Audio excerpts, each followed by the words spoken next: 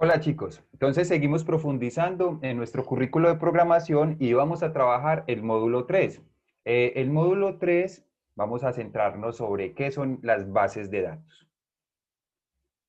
Entonces, nuestro currículo nos proporciona una información acerca de qué son las bases de datos. Empezamos con el dato como la unidad mínima de información. Posteriormente, esos datos, cuando se vuelven un conjunto de datos organizados y tienen una secuencia lógica, entonces ya es información. Esta debe tener un significado para la persona que recibe esta información.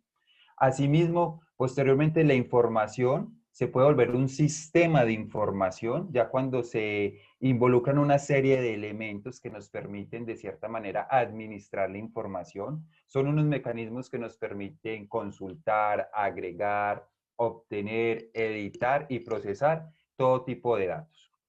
Posteriormente, podemos decir que nuestro currículo nos presenta una definición acerca de qué son esas bases de datos y nos hacen una similitud como si fuera un gran almacén o una bodega donde nosotros podemos almacenar información y posteriormente ir a extraer lo que nosotros necesitemos. Asimismo, nuestro currículo entonces nos muestra dos panoramas, cómo eran las bases de datos anteriormente y cómo son las bases de datos hoy por hoy. Entonces vamos a mirar un poco sobre el tema de los sistemas de archivos, sistemas de gestión de archivos y los sistemas de gestión de bases de datos. El sistema de archivos es cuando nosotros guardamos información dentro de las carpetas y dentro de esa carpeta generamos una subcarpeta y ahí condensamos unos atributos. Esos sistemas de archivos son muy lineales para hacer modificaciones, para hacer cambios. Tendríamos que ir a cada uno de estos archivos y hacer lo que necesitamos. Hoy por hoy hay un elemento o hay unos elementos que mejoran esta experiencia. Se llaman los sistemas de gestión de bases de datos. Estos sistemas reciben su nombre cuando entra una aplicación, cuando entra un programa. Y estos sistemas nos permiten a nosotros mejorar esa interacción que tenemos con nuestra base de datos. Ahora bien, nuestro currículo quiere presentar o dar la introducción a 4 sistemas de gestión de bases de datos. Uno es MySQL, que podemos decir que hoy por hoy es el sistema de gestión más reconocido en el mundo, es un lenguaje de programación, es relacional con otros lenguajes, es de código abierto, quiere decir que lo podríamos usar en algunas ocasiones sin tener que pagar de pronto por algunos atributos. Asimismo está Oracle. Oracle es un sistema de gestión de bases de datos de software de administración. Hoy podemos decir que es el proveedor mundial de software de administración número 1 en el mundo y su información la gira alrededor de la nube. Su soporte lo da a través de la nube. Tenemos a PostgreSQL, que es un sistema de gestión de base de datos desarrollado por diseñadores web. Este sin ánimo de lucro es un equipo de trabajo que pues también se agrupó y pudo generar este tipo de lenguaje. También es relacional, se puede interconectar con otros lenguajes y código abierto. Lo podemos encontrar también con algunos atributos que podríamos usar de modo libre. Y por último tenemos el sistema de gestión de bases de datos que es Microsoft Access, que corresponde al paquete de Microsoft y pues este también tiene su característica, aunque sea muy básico, al nosotros extraer la información nos permite generarla a través de gráficos, de informes, de formularios, entre otros. Entonces, pues a grandes rasgos, reconocer un poco cuáles son esos sistemas de gestión de bases de datos que hoy por hoy son tan importantes y cómo era que trabajábamos estos archivos anteriormente. Entonces, a grandes rasgos queremos compartir esto en el módulo 3 de programación.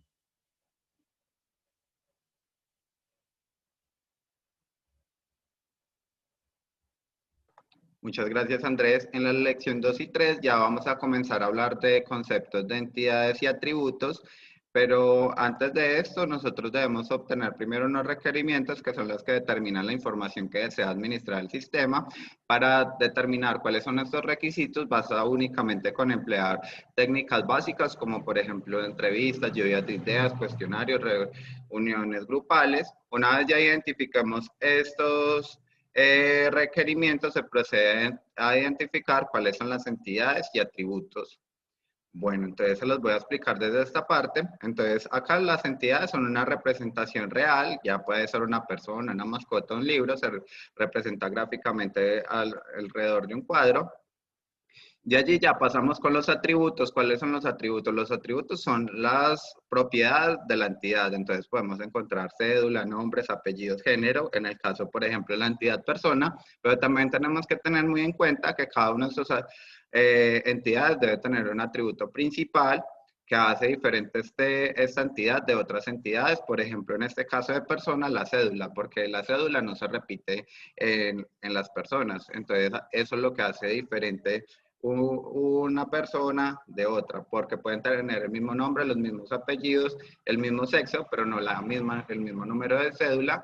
Estas relaciones son pues como su nombre lo indica, las relaciones que se prestan entre ambas entidades, entonces se representa gráficamente con el rombo.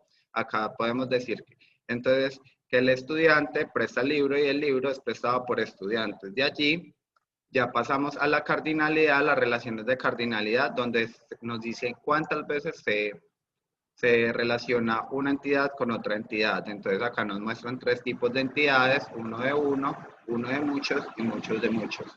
Acá, por ejemplo, en esta primera me hablan acerca de un profesor, le es asignado un currículo y un currículo le es asignado a un profesor. Y un país pertenece a un país pertenecen muchas ciudades y a muchas ciudades pueden pertenecer a un país. Y acá, por ejemplo, un estudiante puede prestar muchos libros y muchos libros pueden ser prestados por muchos estudiantes. Entonces, una vez identificado todas estas entidades y atributos, relaciones, se procede a graficar el modelo de entidad-relación.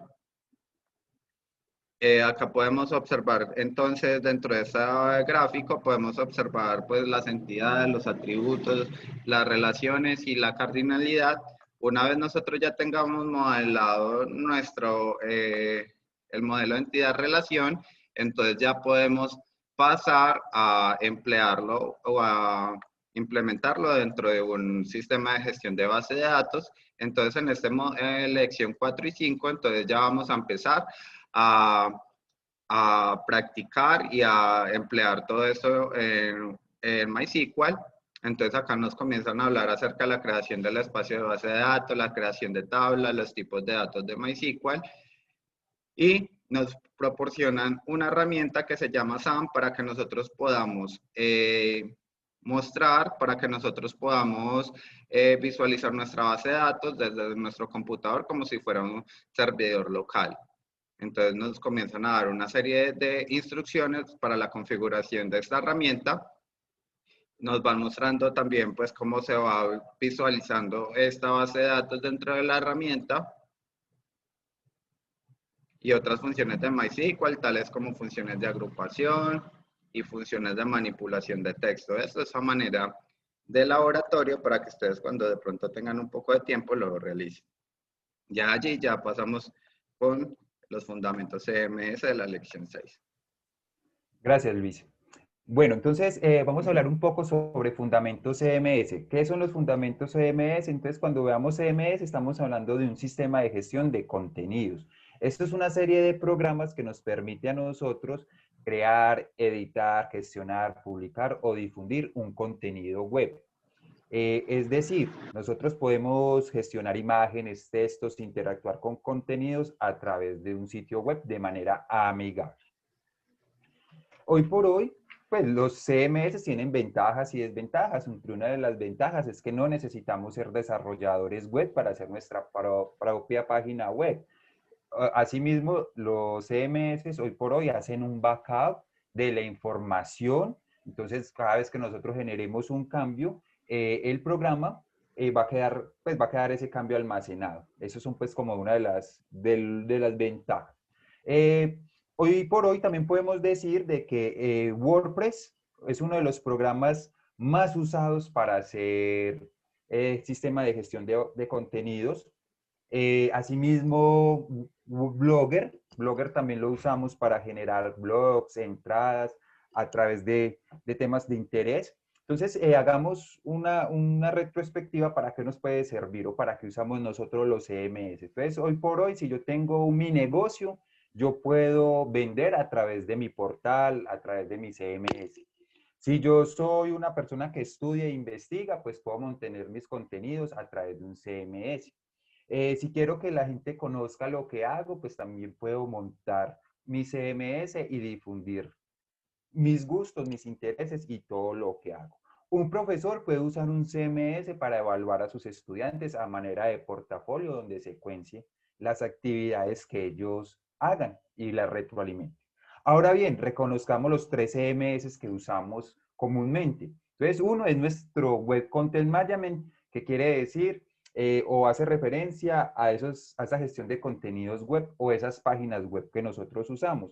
Esas páginas web pues, tienen unas características muy distintas. Las páginas web pueden ser comerciales, nosotros podemos interactuar allí con usuarios, podemos describir o adjuntar información acerca de lo que nosotros vendemos y podemos interactuar también con otras personas desde estos espacios.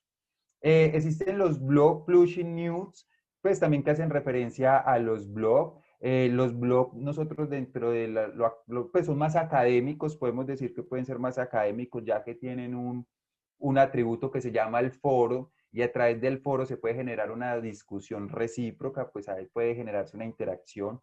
A través del foro nosotros también podemos evidenciar nuestros gustos, nuestros intereses. Ejemplo, si escucho música, puedo hacer entradas de música. Si tengo interés por los videojuegos, puedo generar entradas alrededor de videojuegos. Entonces, pues también puede servir para dar a conocer mis gustos y lo que hago. Y finalmente están los social plushing communities que tienen que ver pues con estas redes sociales que se están dando o esas comunidades sociales que se dan hoy por hoy y que también tienen sus características. Acá las publicaciones son más cortas, pero son más frecuentes. Acá no hay tanto contenido como tal, pero sí hay un bombardeo de información muy constante. Nosotros dentro de estas redes pues podemos ganar adeptos, podemos generar también una comunidad que siga nuestros intereses y allí podemos publicar tanto temas como ventas, académicos o como sitios de interés. Pues como en términos generales para que reconozcamos un poco los CMS que hay y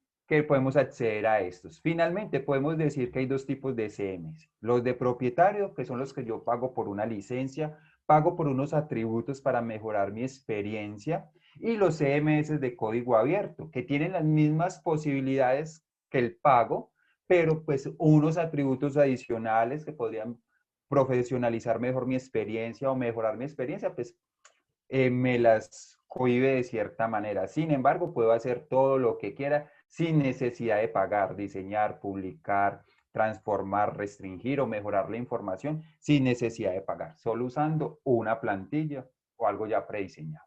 Bueno, como en términos generales, queríamos compartir un poco como los temas más importantes de este módulo 4. Ya si los chicos quieren profundizar de pronto dentro del WordPress, aquí tenemos una serie de pasos, unos requerimientos, un tutorial también para que descarguen el software y puedan hacer también uso del mismo. Entonces, esto igualmente a modo de laboratorio, los chicos que quieran profundizar, entonces tenemos todo el material allí, las guías, los tutoriales y la webgrafía donde podemos profundizar en esta información. Entonces está la invitación, chicos, para que refuercen los temas del módulo 4. Perdón, del módulo 3.